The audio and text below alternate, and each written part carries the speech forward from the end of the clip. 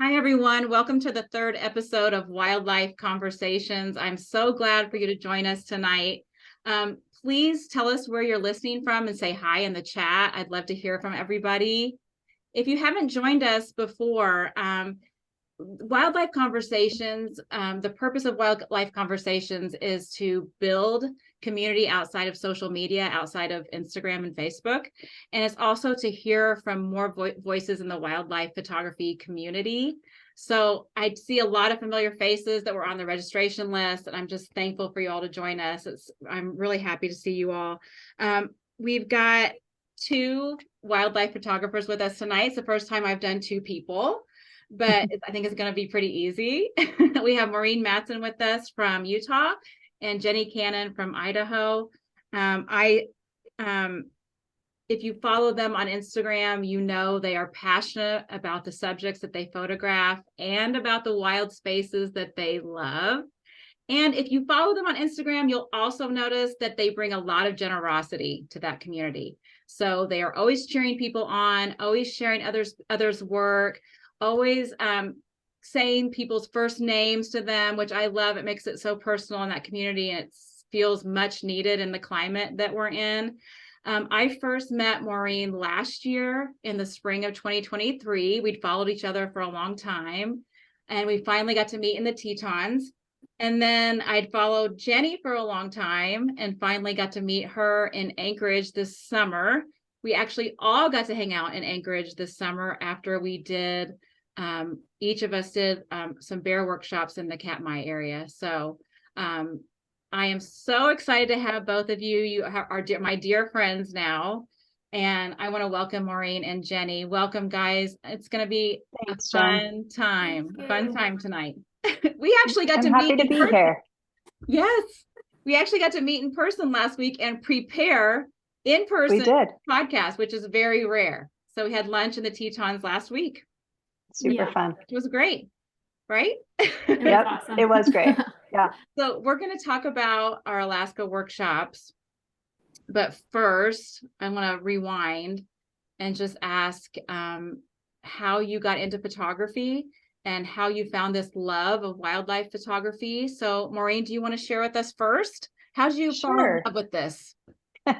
It's such a hard question because I don't really know. I don't remember my life before a camera was in my hands. We traveled a lot as kids during the summertime. My dad was a physician and a scientist and spoke all over the country.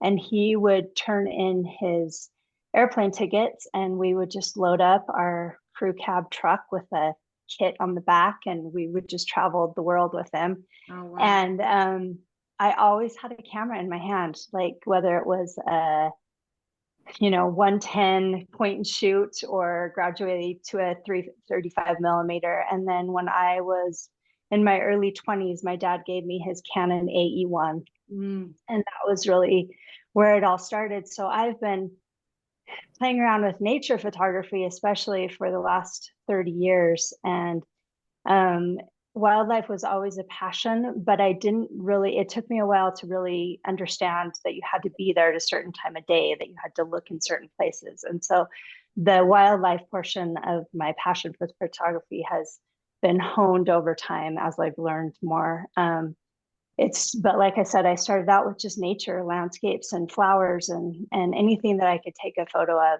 And I love to share them with people. And then, as I learned more about wildlife, then it turned into a passion for wildlife. And I've been traveling solo to do wildlife photography probably for the last 20 years. So, wow. Yeah. You said you've been going to the Tetons since you were a child, right? Since I was a baby. I mean, we moved to Utah from Minnesota when I was 2 years old. And I have memories as a very young child up in the Tetons. So it was always a place, a happy place. And so when I started traveling as an adult, that of course just continued. I have those happy family memories from the Tetons. Yeah. Yeah. Jenny, how about you? I know that this is not either of your full-time jobs, but Jenny, how did you find photography? Well, my journey is a lot different than Maureen's. I wish I had had a camera in my hands all my life. Yeah, But my photography journey started when I just started taking pictures of my kids when they were little. I have 4 kids, and we bought a camera and I started taking pictures of them, and then that turned into a little business where I did family photography and seniors and newborns and all the genres of photography. And I did that for 5 or 6 years until my kids got to an age where they dominated all my time. Yeah. And they played sports a lot. And so we traveled, and I just didn't have time to do that type of photography anymore. And so that turned into sports photography, which I still do. I do a lot of sports photography for my kids and their teams. And I love that. It's a bit of an addiction to get in there and try to get some good action shots. Yeah. And then in about 2017, 2018, I started to go to the Tetons. And I am very lucky to live just about 2.5 hours away from Grand Teton National Park. And I also live about that far from Yellowstone too, but I spend most of my time when I'm out shooting in the Tetons. And so it's just an addicting thing when you first have. We wouldn't know anything about that. No. Well, Oh, you know, no. I'll never forget my first solo experience going to the park and finding my first moose down at Schwabacker's Landing, like going in the river, you know, with the beautiful, I mean, I was very, very lucky to have that be one of my first solo moose encounters. And it was just really, it's addicting. And so your adrenaline is just going, and it's amazing. It's an amazing feeling. So I just keep going back, and and I'm just lucky I live so close that I can go back a lot. Yeah. Very lucky. Yes. I have to get on a plane. I know. Maybe not someday. Maybe not someday. I think all 3 of us, what bonded us and why I was following you way before we actually met was our love for Grand Teton National Park. Yeah. And then when we all figured out we had booked Alaska trips, we didn't even know we had done that, and then got to bond in Anchorage. That was really fun. But Jenny, what put Alaska on your radar? I know, Maureen, yours was like a little quicker, but Jenny had booked first, I think. I did a bear trip on your. Well, I just have been watching, you know, on Instagram, all the people that go to Alaska and they share their amazing experiences, and it's just, I've been just living vicariously through their posts and their stories. And then this year, like in January, I was like, you know what, if I'm gonna go, I'm gonna have to be by myself, and I'm just gonna do it. I'm just gonna. So I messaged Kate and Adam Rice, and I asked them a few questions about their tours that they offer, and I ended up just in about March or April, I can't remember when, sometime around March or so, I ended up signing up for their tour. And you know, going on a trip like that, it takes a very specific person to go with you. And so I knew that I would probably go by myself, because my kids, you know, would not enjoy the type of trip I wanted to have. They would like it for a couple days. Right. But spending, you know, 6 days bear viewing. Right. It's like a dream. Being very serious. It's a dream come true. Yeah. You know, and that's just what you want to do. So I knew I'd be by myself. And then just a few weeks after I had signed up for the trip, Maureen messaged me and she's like, "Are you going with Kate and Adam to Alaska on these dates?" And I'm like, "I am." And so it just worked out perfectly that we got to experience our first Alaska trip together. I know, because Maureen, this wasn't even on your radar. So how did it come about? So I had messaged Kate and Adam asking about next year for 2025. Because I knew it would take a while for me to get the money together, and I really wanted to go up and see the bears, but also see other parts of Alaska.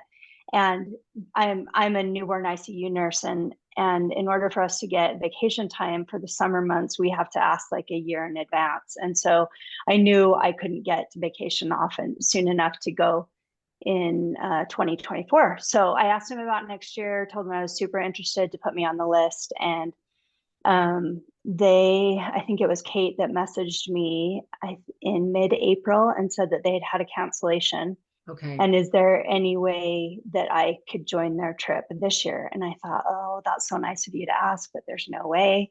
And I pulled out my calendar and I had scheduled a camping trip for 5 out of the 7 days that their tour was. And I was like, oh my gosh, like, how can I pass up this opportunity? So I threw it out to some friends at work and they were so great to pick up some shifts for me. And I literally like rolled out of bed, got on a plane, went, came back and had to go to work the next night. So, but when I went to, the funny thing about it was I went to pay on Venmo for the trip and I saw Jenny's name and I was like, what the heck?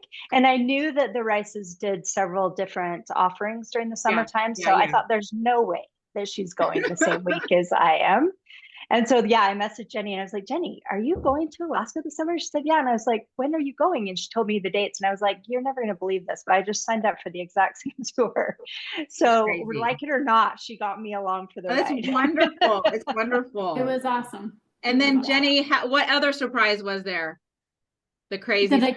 That I got to meet you. No, I mean the airplane. Oh yeah. Oh my God. That is crazy too. It was so crazy. So we did coordinate after that. You know, I had already booked my flights and all of the things, the hotels, I had already things booked, you know. And so I sent my itinerary to Maureen so she could try to travel around the same time because we were both solo traveling. Yeah. And so we got on the same flight, our first flight. And we go to sit down and we're sitting right next to each other. With nobody in the middle. Yeah. Nobody in the middle of us. And so Maureen was so meant to be. I was on the aisle and we were on the same, we were sitting right by each other. It was crazy. Yeah. And then I saw Maureen put that in her stories and I'm like, there is no way. And it was like the exact dates that I was going. And I have never traveled solo like that. And so just knowing that you guys were going to be in the same area and that we planned then to meet at the very end, that just gave me so much comfort. I don't know why, but it really did. That was a big trip for me to like take by myself. So that gave me a lot of comfort. Yeah. And our trips were different. I think and I've talked about this before on these chats, is that workshops are very different and there's certain things you need to look for. And I know Michelle Osterhus really went over that in our first episode. And I know when we met in Alaska, we talked a lot about that because we all went through it that whole week.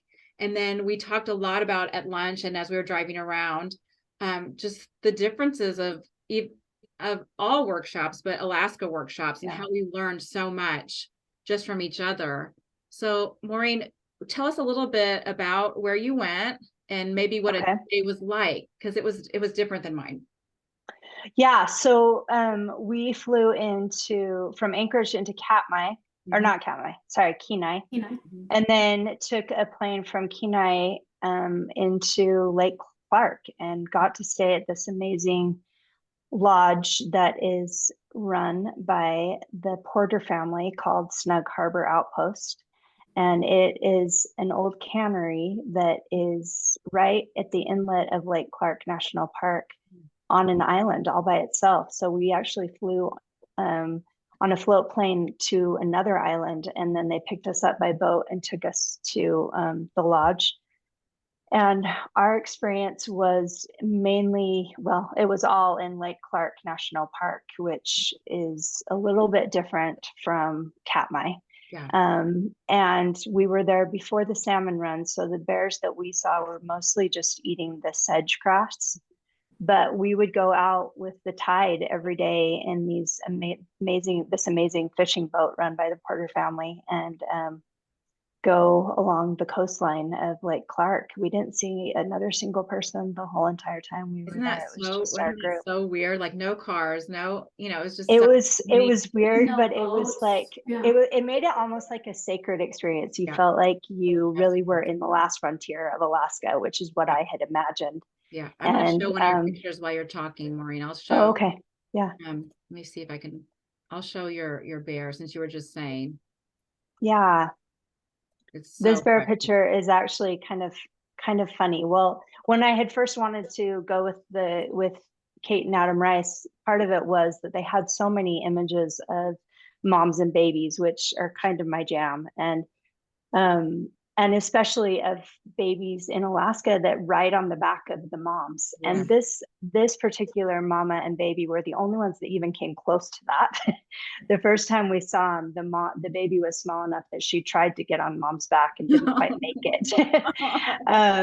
But this photo is actually kind of funny because we didn't experience a lot of rain in Alaska when we were there. It was Yeah. mostly just like misty days and overcast, which is beautiful for photography. So we were psyched with that. But this particular day, it had been raining, and so I was kind of juggling the rain jacket on my camera, and for some reason I pushed a wrong button on the back and changed all my images to JPEG. Oh, Which no. for photographers, you know that you don't want to take lifetime photographs in JPEG. But so this whole entire encounter is in JPEG, which makes me laugh. But it still was equally special. And It's this so cute, sweet. seeing the images with the mom and the baby interacting with each other. Yeah. And then we were driving away. They had kind of gone off into the mist and they were driving away. And my heart was so full. I was already so teary. And then somebody yelled at me from the front of the boat. I was in the back of the boat getting some reflections, and they're like, "She's gonna nurse the baby." And I just lost it. I was just like crying. But all of my photos of her nursing the baby are in JPEG. It's okay. At least I got to see it. It was amazing. But yeah, I just loved the interaction with the mom and babies, and it was exactly what I dreamed of for my first time in Alaska. So this was just a small sample of one of the experiences that just filled my heart so much. So yeah, I love the rain. I love the baby's expression. I love the catch lights in their eyes. It is just thanks, so Jen. precious. It's so precious. And I was even Thank you. zooming in earlier, like I can't believe you shot that in JPEG because it is sharp. It is like, it's. I was going to say, I really couldn't do much with it. As you guys know, that's part of the reason that JPEG is so bad, is because it just doesn't have all the pixels that you need. But yeah, it was just one of those perfect moments. And even though that happened, it still is one of my favorites. So. Oh yeah. And you're just going to hold that forever right here, you know? Yeah, for sure. Forever. So your trip was more, you were at Snug Harbor and then you would get on a boat most days? Right. Is that right? Okay. Yeah, every day. Did you get off at all? Yeah. Jenny, I'll let you answer. Okay. Jenny? Yeah, we did. We got off the boat a few times. Okay. One day we got off and we hiked a mile or so around a little mountain and back to the other side of to the coastline there. Yeah. And hoping to come across some bears back in there, but we didn't. But on the other side, we did. It was, they were a little bit farther away. Jenny. But yeah, so this was one of my favorite moments. We were just in one of the inlets there, just waiting for the tide. We were just in there in an inlet, going back and forth, and this bear just came right up to the edge of the crest of the hill, and she just stood there and looked at us. And she did it twice. Beautiful. And just stood there and just watched us and looked at us. She was pretty dang close. Like this was, I mean, I had a 400 millimeter lens, thank goodness. But yeah, it was just amazing. I mean, she was just so curious about us. But she didn't seem stressed at all. Not stressed at all. Just look at her. She's just got a grass on her mouth. She's just beautiful. She's just Catch eating lights, sedge beautiful. grass. Look at that. You can see every hair. It's so pretty. Yeah, she was and she's got flies. This was like, what did they call it, Maureen? Like horsefly alley or something like that. Yeah. Like there was huge flies. Yeah. And then you can see them there all in her face. But it was just like a magical moment. Like we were just standing there and nobody said a word. It was just like, don't move. Yeah. Don't move. Just keep on clicking.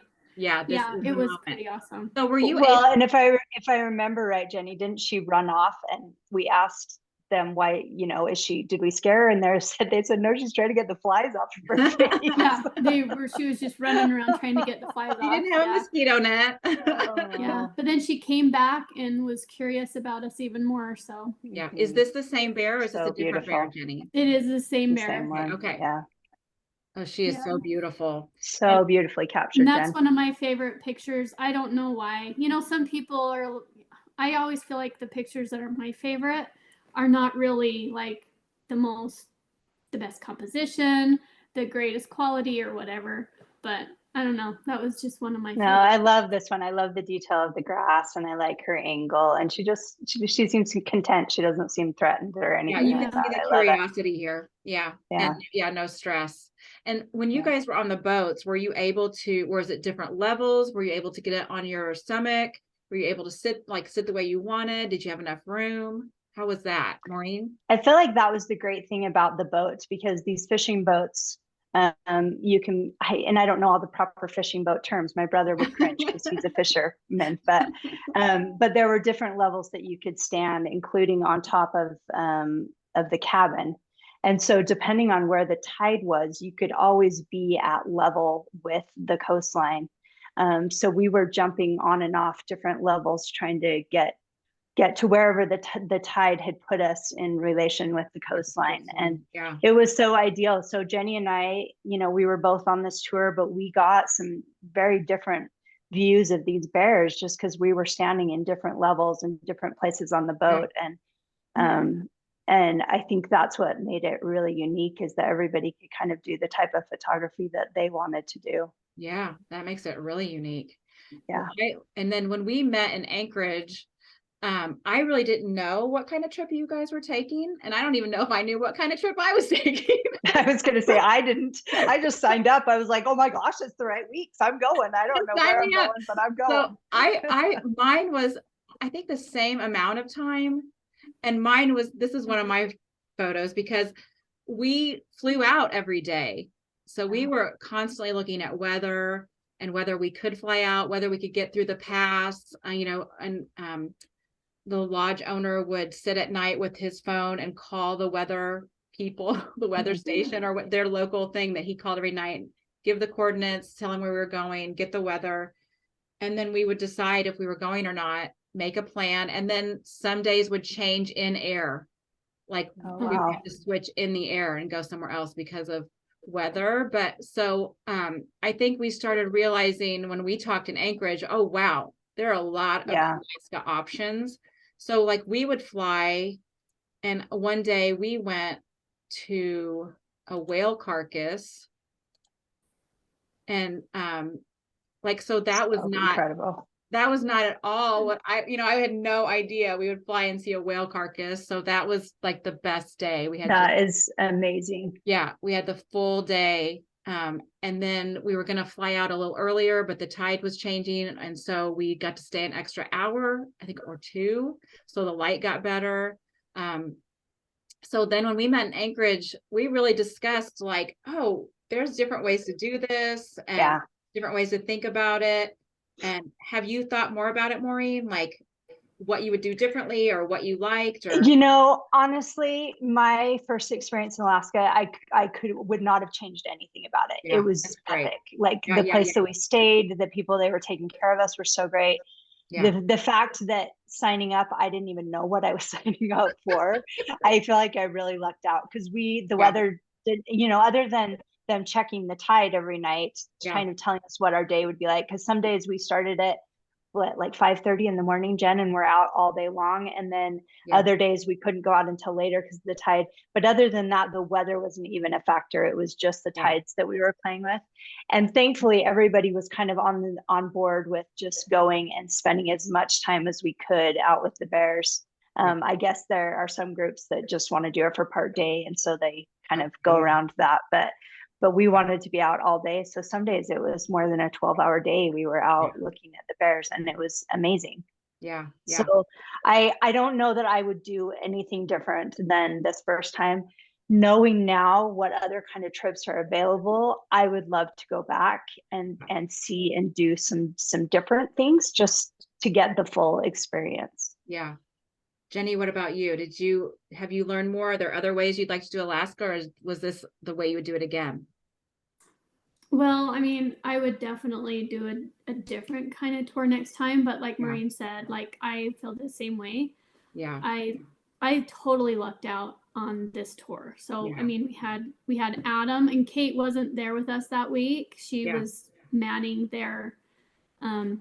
Anchorage gallery that week, Yeah. but we had Sean Sharp with us, Who was an awesome. amazing Mhm. guide photographer as well. So we had those two guys leading us, and then the Porter family taking care of us.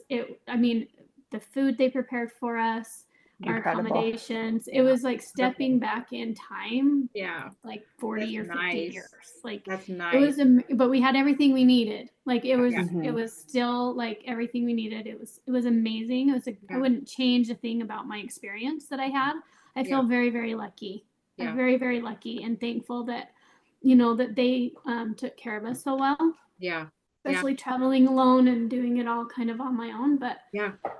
next time, I definitely would like to do, you know, I've looked a lot into doing a camping bear trip where you're out in the wilds, like in the middle of nowhere with the bear fence around your tents, you know. And so that's really what I'd like to do next time. I would really love that.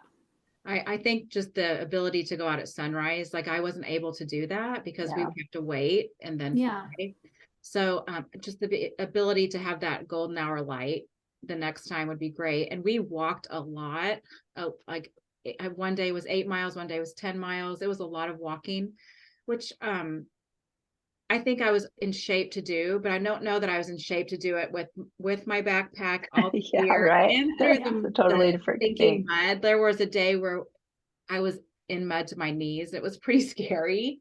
So I don't know that I knew the limits I had until I went. I was really proud of myself for doing it, and I loved the shots I got. And like the float planes, I absolutely loved. I really loved that part. I thought I'd be scared, and I absolutely loved that part, and the guides and everything. So it's hard to say you want to do something different because the people meant so much and the experience was so great. But then you realize, I think once you go one time, how majestic and huge and the opportunities that Alaska offers. And it's like, it's a little intriguing. And addicting. More things to be addicted to. There's so many more places in Alaska. Like people were telling me, oh, you should go here, you should go there, you got to do this, you got to do that. And so my list just keeps getting longer and longer of all the things that you want to do. So Jenny, you mentioned that you took a 400. You rented that for the week, right? I did. I rented it, and I'm so glad I did. Like I had reached out and talked to a couple people about, you know, what that have been to Alaska, you know, and asked their advice on lenses. I have a 180 to 600 millimeter. I shoot a Z9 Nikon, and I love that lens. I love it, but I knew that 400. That 2.8. It was magical. And I will be honest with you, I took my 180 to 600 the first day, and I never took it back. Because I only shot that 400 millimeter literally 95% of the time. And then of course I had my 24 to 120, a little wide angle, and I did have a 70 to 200 with me at all times, just in case that things were a little too tight. Yeah, it sounded like you guys were close. I mean, that 400 millimeter 2.8 was worth everything. It was amazing. Did you take two camera bodies with you or just one? I did. Okay. I rented another camera body. So I had two Z9s and then those lenses with me. Yeah. Yeah. Maureen, what did you have with you? So I'm still a Canon shooter 30 years later. I had my Canon R5, and on that I had my 100 to 500. And I also had a Canon R6 Mark II with my 24 to 105. Nice. I was really happy with my choices too. When I heard everybody was bringing the 400s, I was like, oh shoot, should I rent one? Like, Yeah. but I was really glad for my 1 to 500 because I've really been working the last couple of years on getting more environmental shots. Mhm. And I had taken my 1 to 500 to Africa and was really happy with the shots I got. So I felt pretty confident that I could get what I needed with it. And yeah, I don't have any regrets. So, Yeah, I had my 100 to 500 on most of the trip because Yeah. they wanted our loads light every day. So they would say one Yeah. body, one lens. And Oh so yeah, that's hard. that was really hard. And I had my Yeah. 400 with me. So, and then there were days when I brought the 400 and we changed mid-flight to a different location where I didn't really need the 400. Oh shoot. So then I started realizing, and that's a lot to carry around and be Yeah. responsible for. So then I started realizing that the 100 to 500 was just more versatile. And Very versatile. Yeah, yeah, it really versatile. is. So I had to kind of give up that dream of the 400 in Alaska because I just didn't know where we were shooting and if I could carry it for 8 miles with everything else, you know. Yeah. And my bag, honestly, I was too cheap and didn't get the biggest Gura bag. So it's the second one down. And so my hood doesn't fit in it. Oh So shoot. there were days that I put the hood around my arm and the That's too whole funny. lens, the rest of the lens in the pack. And then they were generous enough to be like, okay, we'll take the hood, like we'll just put it in the back. And then, but I Yeah. didn't want to make them do that. So It was so interesting. Jenny and I were talking about this, but there on our group of photographers, there was not a single person that had the same bag as somebody else. yeah. Everybody had found a bag that worked for them better than others. And yeah. It is interesting because people do have bags that they get close to. And I really love my bag, Mhm. but I was like, I should have spent more money. But there's everything's so expensive. It's I don't know always why. what we say. Yeah. I should have spent more money, right? Spend more money and spend more money. So was there anything that you packed that you were really glad you packed that was not a camera body or a camera lens? Jenny, could you think of anything that was like, Yeah, I really like I have a Peak Design tripod that is really lightweight, but it handles that lens and heavy camera body really well. oh I wow. loved having that tripod with me on the boat and took it, when we were out in the field shooting off the boat. It's so light and easy to manage and handle. And I really agonized over the tripod thing. Like just the weight that it is in the size they are in your bag, and being able to only take what, Maureen? We could take 75 pounds or something. Yeah, I think 70. And yeah, 70, something like that. And it was just, I agonized over it for months. Like, what am I going to do with my tripod? Yeah. I'm a tripod shooter a lot of the time. And I just ended up taking that one and it was perfect. I was so glad I had it. Yeah. And I loved it. I love that tripod. Michelle Oster, who's also said Peak Design tripod. I want to know if you guys have the same exact one. When I asked her what's in your bag that you can't live without, she said that. So that's really interesting. Yeah, I didn't get to take a tripod at all. There was no way I think my weight limit was 50 and there was just no way I could. It's just no way. Yeah. And there's no way I could have carried it on the hikes we did. There's no way. Yeah. So I did take a monopod, but then I thought that I'd be carrying monopod with 400. Yeah. But it really just wasn't the way we did it. Everything had to be in your pack. So yeah. Maureen, was there something that you packed for Alaska that you were glad? Two things. First of all, this is going to turn into like a Peak Design ad. I feel like they should sponsor you now, Jen. Yeah. But I have their Peak Design 45 liter backpack, and it's traveled the world with me, and I just love that bag so much. Yeah. But what I was going to say is my Peak Design camera strap. Okay. And I have it in several different colors so that each of my cameras has a different strap on it. So when I'm grabbing them quickly, I know which one I'm grabbing. That is a good tip. It's a good tip. Everyone listen. Because I always keep them on my seat next to me when I'm in the Tetons or something. But yeah, I have a different one for each of my cameras so I don't grab the wrong one by accident. But I love my Peak Design strap because it has the quick release clips and you can strap it really tight to you or loosen it up. It also clicks off really easy if you are using a tripod. I am not a tripod person, so I did not bring a tripod. I did bring a monopod and maybe used it once or twice just because everybody else was using theirs. I felt like I needed to, but I'm usually a handheld girl. So, so yeah, more the strap. And then I would say the other thing is, and I brought it because it's hard to describe what it is, but I have these little neoprene caps for my camera. Which is nice when it's raining outside. I don't ever use the caps that come on my lenses. I just have these neoprene caps. And it's actually a company called Optech, which I think is out of Wyoming or Montana. It's a local company, but that's what I keep on the end of all my cameras. And then they're tied to, they clip on my Peak Design little capture clip things and are easy on and off and just kind of hang out there. So those are the two things I couldn't live without. Those are really good tips. Those are really good. I'll have to email out those links to those things for people in case. I have since bought a strap because I was going to say I converted Jenny to it. One of our other attendees, Mike, he let me borrow one of his. He had two, and so he's like, "You need to try this," because I just had my regular strap, my Nikon strap.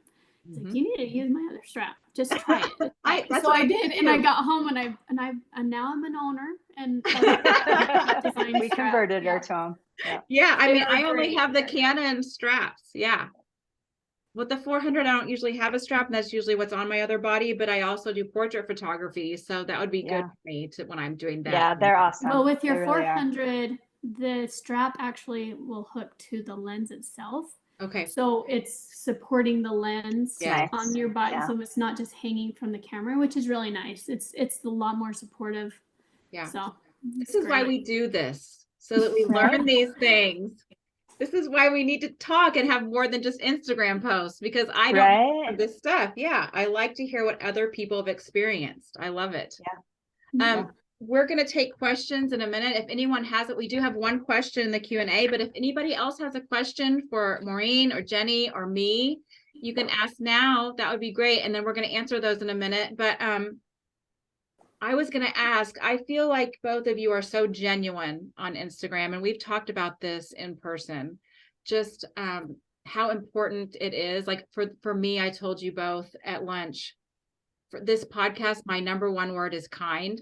I just want kindness to be part of this podcast. It's not in podcast format yet. It will be soon, but kindness is my number one word. And I'd love to build community and see more faces. And I feel like both of you are so good at that. You're both so kind.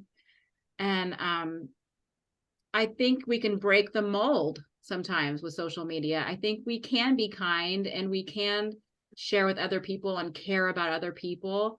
Do you have ways, Maureen, do you have ways that you feel like you've tried to do that? Can we build a real community? Well, I guess I would say, I feel like it's a little different for me because this is not my profession. This is my salvation, kind of. Yeah. But what I do for a living is so stressful. So when I go out into the wild, it's about the peace of it and just being in the situation there and leaving the rest of it behind. So there are different philosophies when people are out in nature photographing, and so one philosophy is that it's competition. I've got to get the shot. I've got to be at the right place at the right time, and I've got to get the shot and get it better than anyone else. And that never even crosses my mind.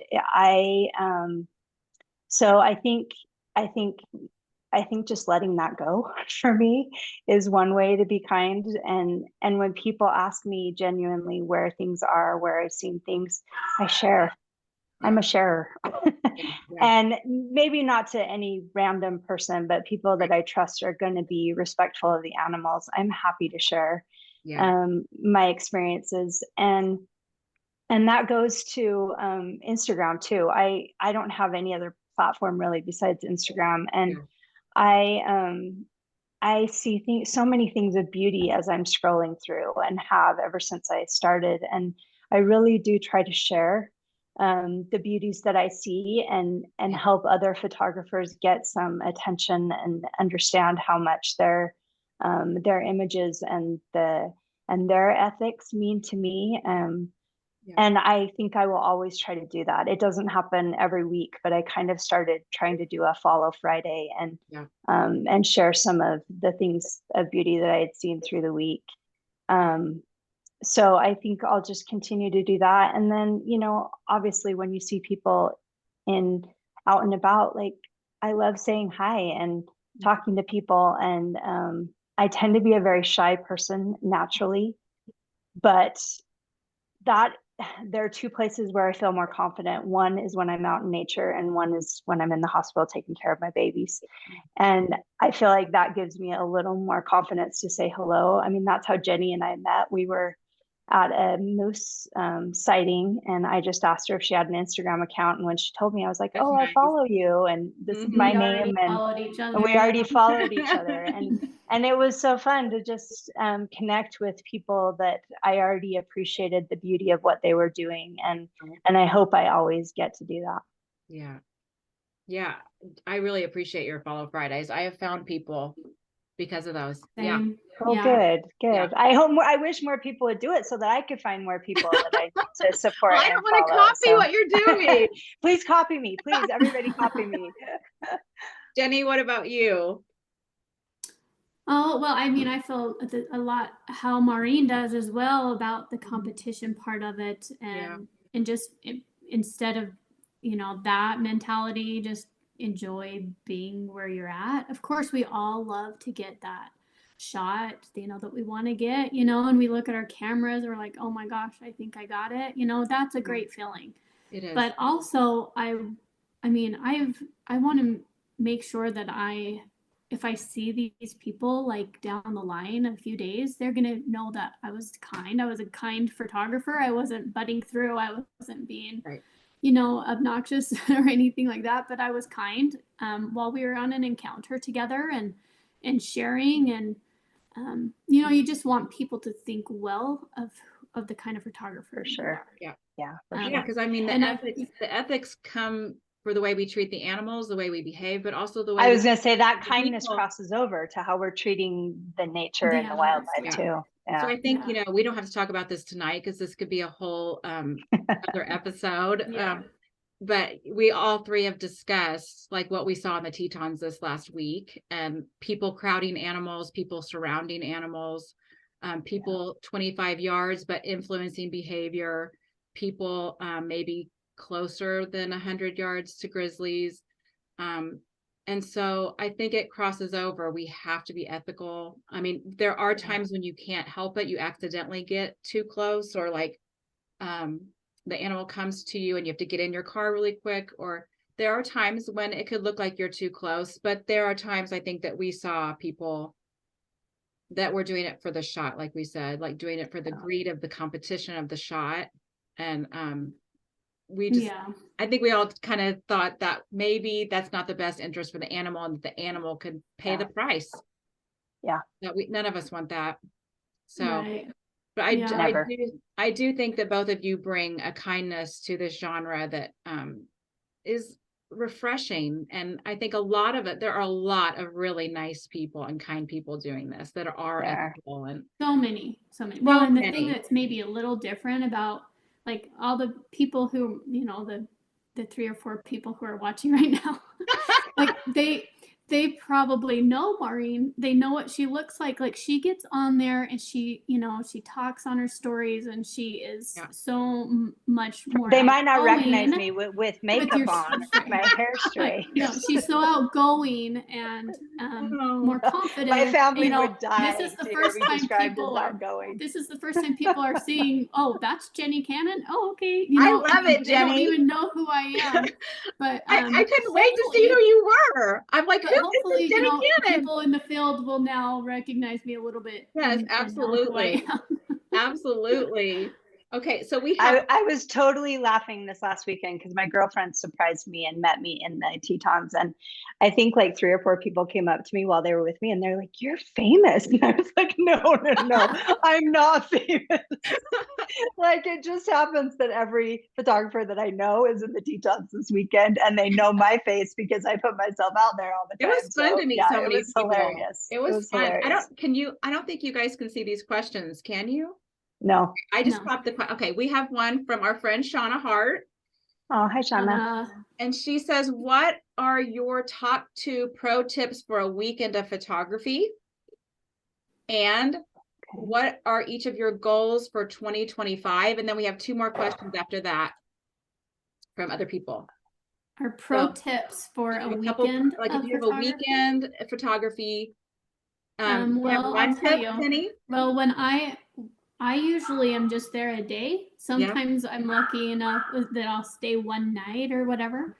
You go out as early as you can and you stay out as late as you can. Like you take advantage of every ounce of sunlight that you have and catch that sunrise, you know, get that sunset, just everything in between, and just take advantage of all the moments that you have while you're there, because you know that's what my weekend looks like, is or the days I'm there. I'm always just in the park. I rarely will ever leave the park and go to town for anything. Because then you know I just want to be there. I just want to be in the park. You kept reminding us, soak up these colors, soak up these colors. Yes, colors I are mean beautiful. it was just peak beautiful fall colors, and I just drove down every road that I could think of to just take it all in. Yeah. Maureen, do you have a pro tip for a weekend? I would just build on that. Like, one of the nice things about getting to know the animal behaviors is, there are certain animals that you're going to see most likely in the morning or in the evenings, but there's other animals that are out all day. And so going to those habitats in the middle of the day, and maybe the ones that you won't see in the middle of the day, early in the morning and late at night. And then also, you know, I stood next to a couple of people that were just like, oh, this weekend's been a bust. The wildlife haven't been out. And I thought, you are standing in front of the Tetons in peak autumn colors. Like, how could this be a bust? Like, you don't see wildlife. Take a picture of the leaves, of the incredible scenery, of a bird and those beautiful birds flittering around the trees. Like, I just feel like soaking in every moment and not being so focused on, I don't know. I don't go with necessarily goals in mind when I go for a quick trip. It's more just to be there and to experience.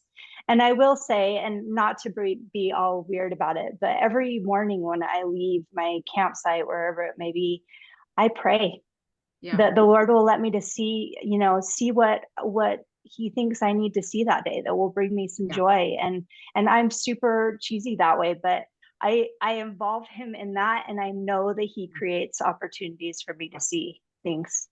So I have to do the same thing, and I have to also pray that that he will turn my attitude around, because I live far away and I don't get to be in mountains, so I can get like that, where I'm like, man, I didn't find anything that was a sunrise that was ruined because I didn't find it.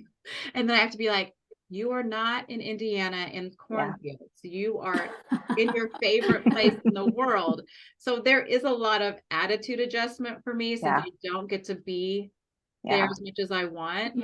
But I totally agree. And I think, especially as the day goes on, like I have a plan in my mind. Like, okay, this is the best for the sunrise. You have to make those split decisions. But then I know, oh, these will be out then, and these will be out then, and the colors will be here. And I felt my day sort of being planned like that. It's good to know. And switch to macro if you aren't getting the big things. There are amazing things all around. I said that last week. I wish I had a macro lens with me, because it would be so amazing with these colors and everything that was going on. So I don't own one of those, but it's a goal for sure. And do you all have 2025 goals yet? Have you thought about that yet? Winning the lottery would be one of them. So that you can go to Alaska again. So I can go to Alaska again, because I did actually ask for vacation time for July a year in advance, because I would love to be able to go back to Alaska. Financially, I can't afford it right now. So let's all pray that I win the lottery so that I can afford that. Calendars, everybody, buy Marie's calendars. But yeah, I would love to get back to Alaska and see some other parts. As much as I would love to go back to Snug Harbor, because it was amazing. That whole experience was so amazing. I would probably like to see some of the fishing bears. I'd love to see the sea otters. I would love to see the orcas and the glaciers and things like that. So we saw beluga. That would be amazing. Yes, we did see beluga whales Oh, off of the We coast of did. Anchorage. We did. Belugas in Belugas the in the wild. wild. Yeah, yeah, Yeah. yeah, yeah. Oh, I was Wild. sleepy by the end of that trip, girls. And then Jenny, do you have 2025 goals? Oh, 2025, not yet. I have a son graduating from high school Yeah, that in changes things. 2025, and then Yeah. I have a daughter that's graduating from PA school at the end of this So year. awesome. So I can see our trips will maybe Yeah. coordinate with some Yeah. family Yeah. time, hopefully doing some graduation trips and things like that with them. Yeah. I would love to be able to go to Alaska next year. I really want to do a fishing bear trip. I've just, once I get something in my head, it's hard to get it out of my head. Right? And I just watched like Lydia, who's going to be on your show next week, next month, next time. She did a fishing bear trip last That's fall right. and just absolutely loved it.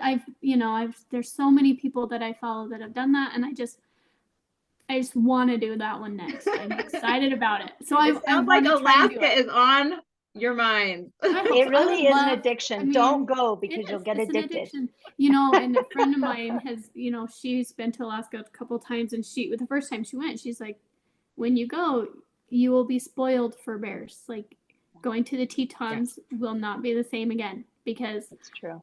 Alaska spoils you. They're just right there. And they're always there, and it's and it is true. But I wouldn't trade it for the world, and I wouldn't trade the Tetons. They're totally different experiences. Yeah. But yeah, hopefully I would love to go to Africa someday. Yeah, me too. But that's probably not in 2025, but I would love to do that someday too. Yeah. Yeah.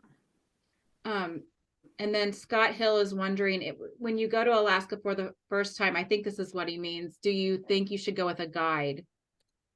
He says, do you recommend an experience with photographing bears first? Oh, wait, let me say this right.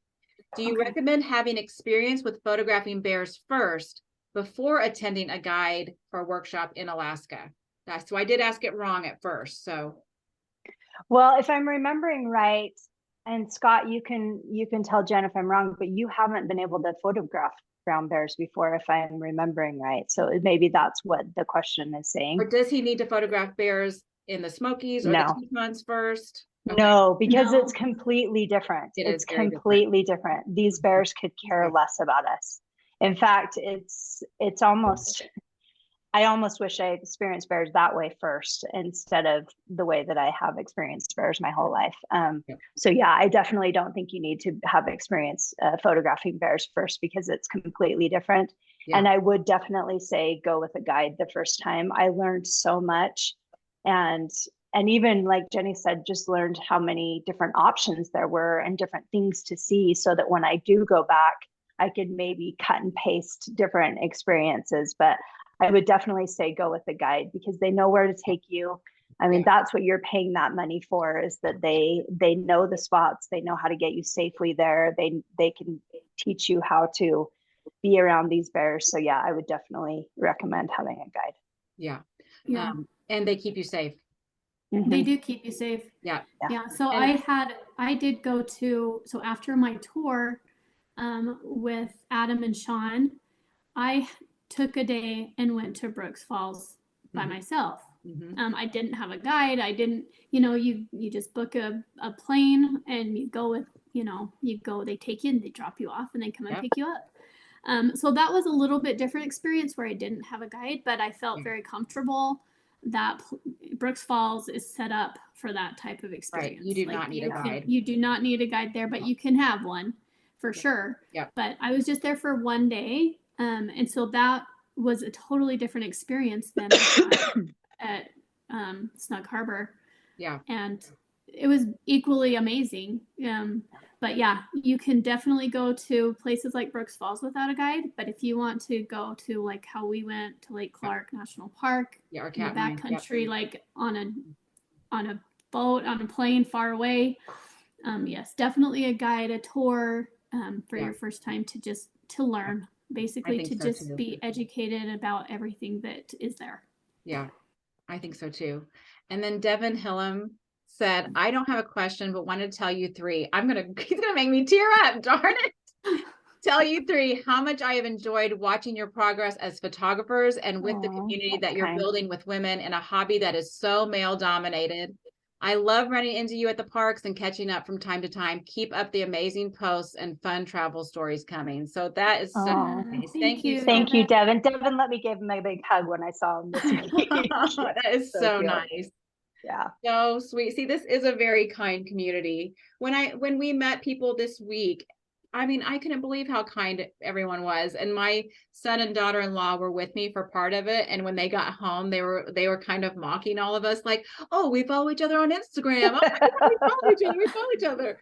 And like my daughter-in-law was like, it's kind of a little cult. I'm like, yeah, we're wildlife weirdos. It's okay. But I don't know about how you guys feel, but it was so comforting to me to meet other people that get so much joy the same way that I do, because in my home community, I feel like I'm an oddity. So to go out into nature and find other people that enjoy those things and are willing to make the same sacrifices that I make to be there, it was so comforting to know that I wasn't alone in my love for these spaces. Yeah, it's a language that everybody speaks and a love everyone has. It's really cool. Yeah. Okay, we are at an hour, but we're going to keep going a little bit longer because we still have your images to show. And so I would love to show some of your images so that you can talk about them. I'm going to share, we talked a little bit about bears, but I'm going to share, Maureen, which one would you like to share? Let's do your bison. Okay. We're going to do, Maureen has a bison that she would like to share. You want to tell us a little bit about it? So I wanted to share this one for a couple of reasons. First of all, it was taken in Yellowstone in the wintertime. And if you haven't been to Yellowstone in the winter, it is an incredible experience. This one was actually taken in the Northern Range, which is open all year long, but just beware, those roads get really icy and a little sketchy. But bison are my first love, as you can see from my bison behind me.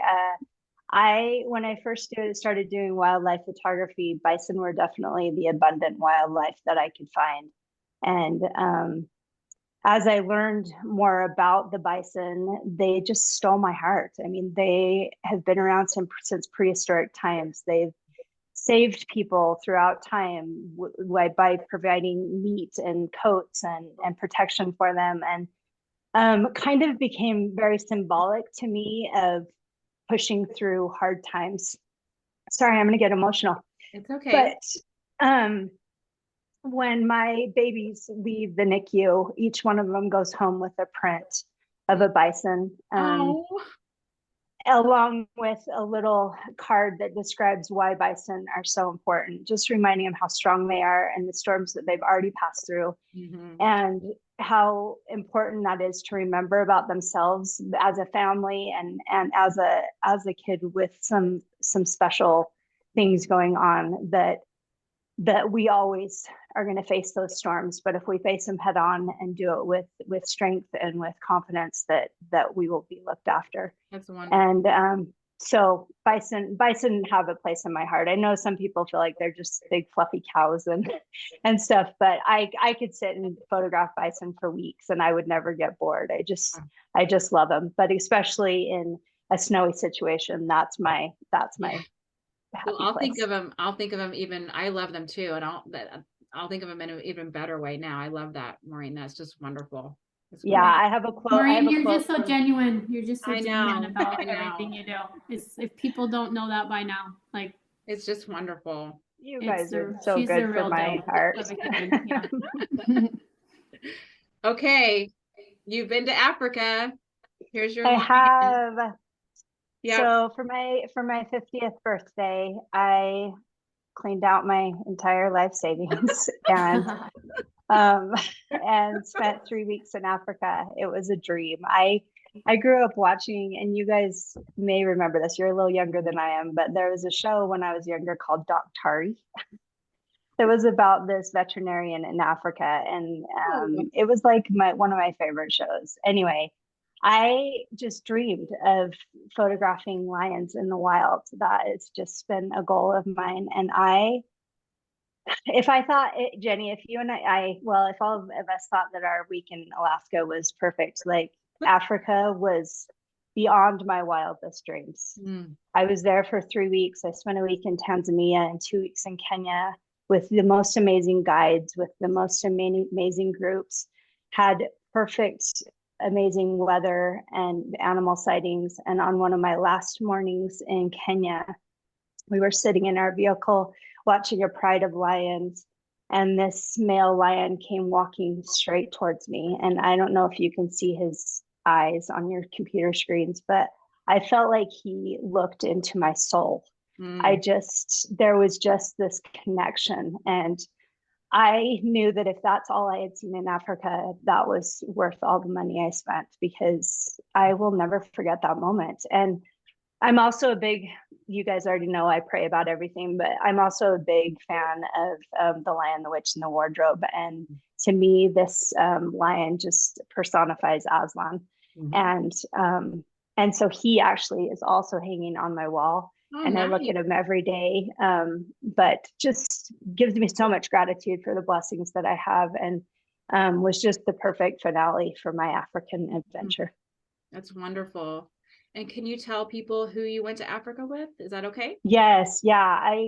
I spent my first week in Tanzania with a company called Wito Africa Safaris, and they were amazing, very personalized, and was blessed to have Carolina Nori as my guide. She is from Sweden, but lives in South Africa, and had gotten attached with this safari company to do this tour in Tanzania. So she was the reason that I was in Tanzania, was for her. And she is such an amazing guide, such an amazing photographer, and such a good coach. And she has a lot of online materials. If anybody is just starting in wildlife photography, she's amazing that way. Yeah, I do. And then she's amazing. She is, and kind, so kind and so genuine. I mean, I really can't emphasize that enough. Just more than I ever expected her to be. She was amazing, and now is a sweet friend of mine. And then I stayed for a week by myself in a reserve called Old Pejida. I always want to say it with a Spanish accent, and they are not Spanish.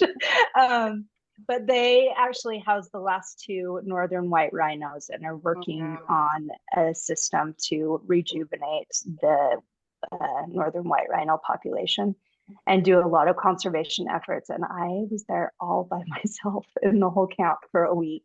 Got treated like a queen. The manager ate dinner with me every night. It was really awkward, but so amazing. And had the most amazing elephant, especially experiences of just sitting with these mom and baby elephants, just crazy. And I got to touch the last 2 northern white rhinos, and just amazing experience. And that was so great. And then I spent the last week in Kenya with my dear friends George Turner and Laura Jackson Turner. They've just got married this last year, and they are Nikon ambassadors. So they are famous. In fact, Laura was a runner-up in the photography awards that were just tonight. So she's amazing. So again, just these amazing photographers that helped me with some editing. I had never done any editing on any of my photos until I got home from Africa in 2022. So they were amazing and set the whole thing up. And I just couldn't have asked for 2 better guides, and they are sweet friends of mine now too. Yeah. Sounds like amazing experience on all 3 legs of it. Yeah. And I will mention George and Laura live on in Scotland on an isle called the Isle of Mull, and their specialty is actually the Eurasian otters. And I had met them the year before in Scotland photographing otters. So if any of you are otter fanatics like I am, oh my gosh, where they live and the things that you see in Scotland are incredible. So if you ever have the opportunity to go. Yeah. Okay, Jenny. Let's see. I'm going to show some of your moose photos, and you can talk quickly just about your love of moose if you want. Jenny's the queen of moose. She is. She's got beautiful. Oh, well, I wouldn't say that, but this is Hullback. Of course, everybody knows. That's gorgeous. The telltale sign of Hullback is he's normally got those times that point downward. But so 2021 was like the year of the moose. It was just Really? an amazing, amazing year for the moose. And there was just multiple really, really majestic bull moose everywhere. They were just all over. They were so fun. And this just was just a late fall, as you can tell, with all the dead everything around him. But he is just an awesome moose, and now he has, like, this last year before he went, before snow and he dropped his antlers and everything, he had an injury to his ear, and it is now dead. Like, he doesn't, it just flops down now. But but everyone was a little worried that he wasn't going to make it through the winter, but he did, and he looks so good this year. He looks so good. He looks so good. great. It's like, what happened? What happened over the winter? It's like a so, he made it through the winter, and he's looking as strong as ever now this fall. So he looks great. Yeah. But this was back in 2021. I felt like he had so much gray hair in December. Like, he just looks so old. And then when I saw him last week, I was like, what happened? It's like a new man. I feel like he needed to heal from those injuries that he had. And yeah. You need to sleep it off. We are lucky have some he downtime. came out. Yeah. For sure. Let me find it. You have more moose, Jenny. I want to show those too. Okay. Let's do this one. It's talking about a legend here. Okay, so this is also in 2021, and this is Shoshone. I know there's controversy, but I say Shoshone. Okay. But it's either way.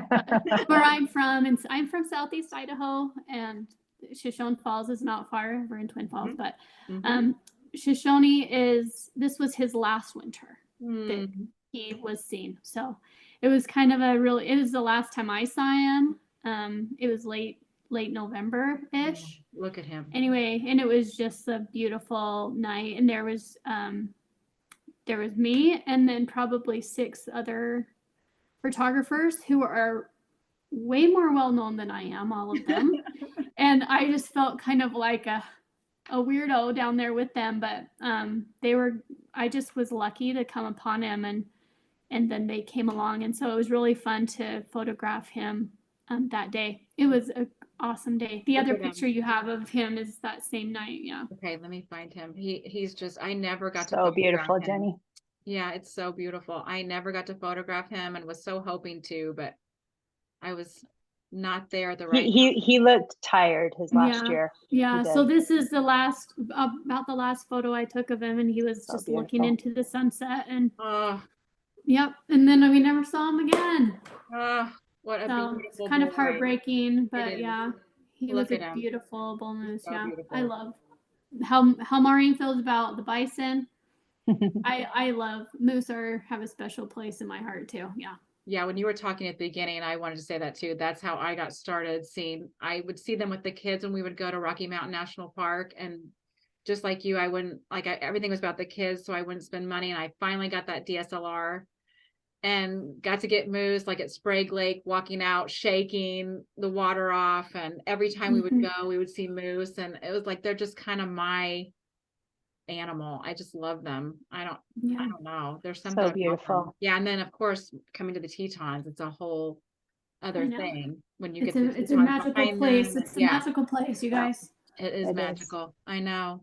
Okay. You have one more. And speaking of magical, let's bring her up. Oh gosh, yeah. We can't not talk about. You got everybody's face, Jenny. You've got her face and all the babies. That's amazing. So good. Yeah. So good. So this shot, I mean, I have a really sad story about 399 in the quads that would probably make you would probably cry tears for me, but I was actually in the park the day that she came out the first time, and I didn't see her. Me too, Jenny. Me too. Were you really? Oh, and my some people that I know were like, "Did you see? I heard 399 came out and she has 4 cubs." And I'm like, "What?" Like I had already left. No. I missed her by 20 minutes as I headed up into Yellowstone. 20 minutes. It was a nightmare. And so and then had to go down to Zion for a week for baseball stuff after that. And then as soon as I got home, it was probably about a month after she had come out the first time. So I left my house at like probably 4:30 in the morning. And I was just like, it's just one of those things where you're like, no, I'm not going to stop. I'm just going to go. I'm not stopping anywhere. I Mhm. made sure I had gas. I was just going to get there. If I would have stopped, I would have missed this shot. Like it was literally, she was out for about 5 minutes. She came down a road, across the road by Willow Flats, and then she went down into Willow Flats and wasn't seen for the rest of the day. I would have missed that whole shot if I would have left just 5 minutes later or stopped to get gas or anything. It's just one of those things. It was just meant to be. One of those little Yeah. glamours. Yeah. Yep. Yep. That's wonderful. And they're all looking. I have one from that same, probably June of that year, because we did the same thing. We were supposed to go to Rocky Mountain. Everything was closing down. And then we saw that she had 4 and that everything, the Tetons was like half off. And Rocky Mountain was closed. So we switched to the Tetons and ended up staying and seeing her. And it was like just I couldn't even sleep that night. It was just so magical. I couldn't even get my brain to stop. Yeah, I the feel Tetons were a like special place during those years, like 2020 until 2022 and 23 when it was just a really cool place to be when you could see these bears. It was. And then on top of the moose being amazing, like during that time too, it was, I mean, really, it was chaos. It was pure chaos sometimes. Yeah. But when you were able to see them, and you wouldn't want to like take that experience away from people that came from across the country because they wanted to see these bears. Were they photographers? No, but they're animal lovers, you know. Yeah. They wanted to see these bears, and it was a special time for these, you know, in the park with these bears. Yeah. And I hope, because they are so special and that so many people think that these bears are special and want to protect them, that will protect bears. I hope that does translate and cross over to, you know, protecting them. I was just going to say, I feel like she got the world through the pandemic. Yeah. I mean, there were so many people that were asking me if I'd seen her and when was the last time I saw her. And I just feel like it gave that little glimmer of hope of life and of beauty during a time that was really hard for most of us. And I know she saved my life during those years because I had something to look forward to when I went to the Tetons. So absolutely. Oh, she's so special. She is so special. That's a great Those are fun years. Yeah. Yeah. So beautiful, Jenny. Thank you. Well, we are going over. We're going to go over for a few minutes. I knew we would. We have so much more to talk about. It's okay. We have so much more to talk about, but let's do the speed round quickly. Okay. We already talked about what you like in your bag. Like we talked about that. So let's say, what's something in your bag that you could do without? Jenny, anything? Probably filters, any kind of filter. I have never used that is a consistent answer. Maureen, anything you can do without? Filters? I'm personally a tripod. I mean, I bring one with me every time I go to the Tetons, but more likely or not, I'm using my knee or the ground or something else as a tripod. I'm not a tripod person. So if I had to leave something home, that would be mine. Yeah. So do you have a favorite snack, Jenny, while editing? Uncrustables. Uncrustables are my. I know that about Jenny. Are my in the field snack always the Crustables? Yeah, for sure. That is so fun. Maureen, what's your snack? Traveling? Like Jenny, I eat like a toddler let's be real, I eat like a toddler all the time, but cheese sticks, protein bars, like apple. I have applesauce packets that I keep with me. Like anything that's quick and easy and has some protein involved, I'm good to go. A spoonful of peanut butter sometimes, you know.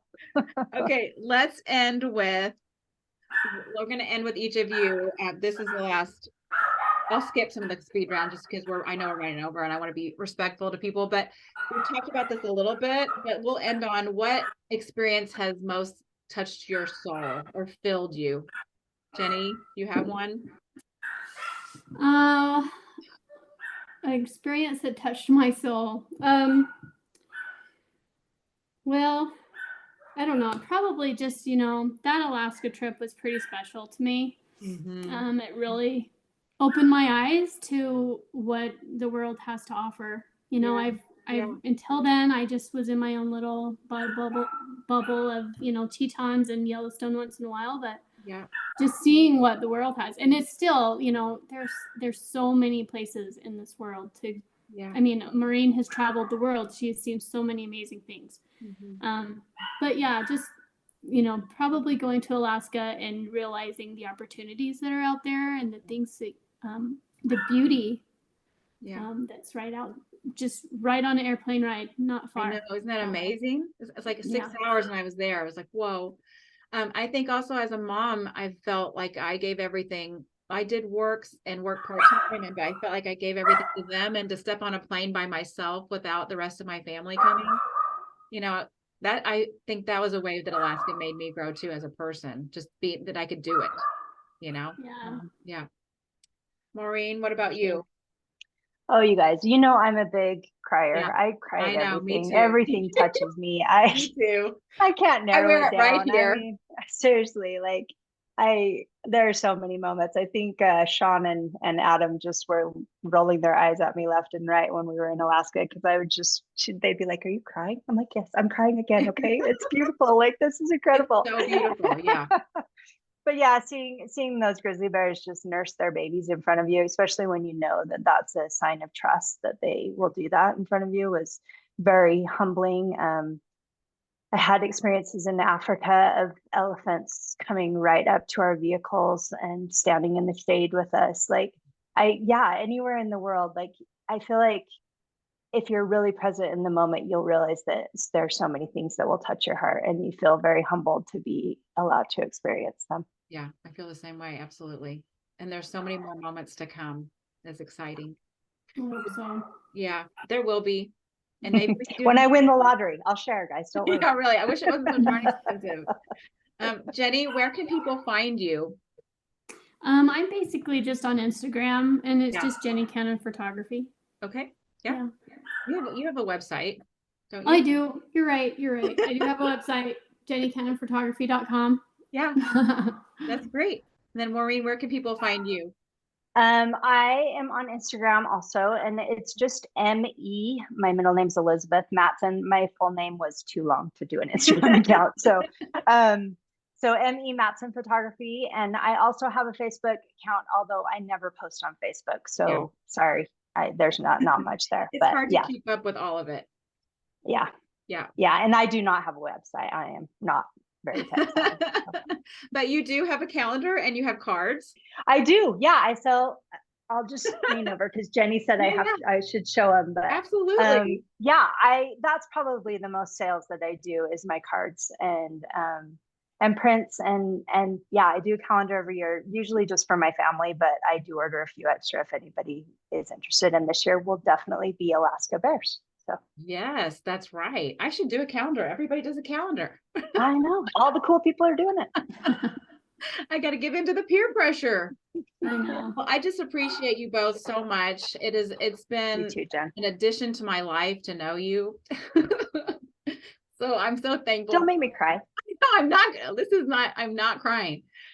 So it's been it's hard to make friends when you get older. It is. When your kids are older too. And so it's been a joy to me to meet you and so many people in this community. Same goes. And I'm very thankful that you joined me. I know it wasn't easy to join me tonight. I know you guys were a little anxious, but you did well. And it was so fun. And we could talk another hour, I'm sure. I know. It was great. Thanks, Jen. Thank you, Jen. Thank you. Everyone, thank you so much for joining me.